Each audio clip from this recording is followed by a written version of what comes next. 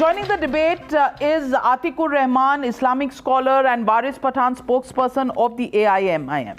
Waris Pathan, ये पहले ही declare कर दिया कि ये फ्रॉड होने वाला है. अभी तो शुरू भी नहीं हुआ. आर्कियोलॉजिकल सर्वे का एक ऑर्डर आया है, वो कुछ करेंगे, कुछ बताएंगे. पहले आपने कह दिया कि एक और फ्रॉड हो रहा है. दूसरा फ्रॉड कौन सा है? Are you saying the supreme court on the Ayodhya land and the Babri Masjid issue has done a fraud on this country? Is that the starting point for any question, any debate, any resolution, even by a legal authority?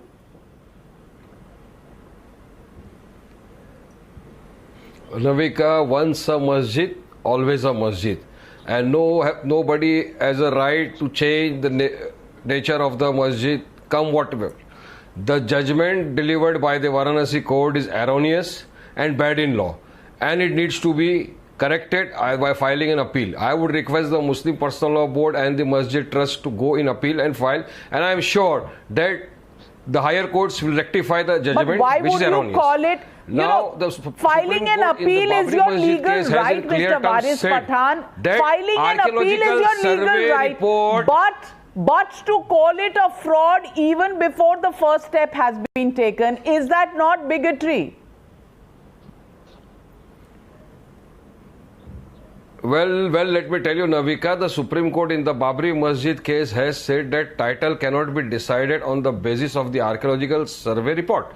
That is the Supreme Court judgment in the Babri Masjid case. So that is why I said, if the archaeological survey and there are findings, there are reports which are suggestive of the fact that the archaeological survey which is done by the bureaucrats. So there is all chances that the bureaucrats who will be doing this archaeological survey. Bureaucrats भी गलत हैं, judges भी गलत हैं, Muslim Personal Law Board हर चीज में सही है. Dr. Anand Rangnathan, bureaucrats गलत है. Everybody else is wrong, Dr. Anand Rangnathan. Only the Muslim Personal Law Board and Mr. Asaduddin Owaisi are people who have the correct views in this country. Respond to Mr. Waris Pathan. Yes, Navika, Waris Pathan साहब जिनकी मैं इज्जत करता हूँ, आप उनकी जरा सोच देखिए. According to him, once a masjid is always a masjid, but once a temple is not always a temple. Even though a temple was standing there, was demolished to make a masjid, but that masjid will remain a masjid. But a temple will not always be a temple. I'll tell you, Navika, please give me a couple of minutes. It's very important. We have to deal with this whole scene philosophically. Nations weaken not because of their past, but rather by how they are taught it. For 70 years, we have been taught to celebrate Gyan Vyapi Mosque as a monument to some Hindu-Muslim unity and not as what it really is, a cruel historical injustice.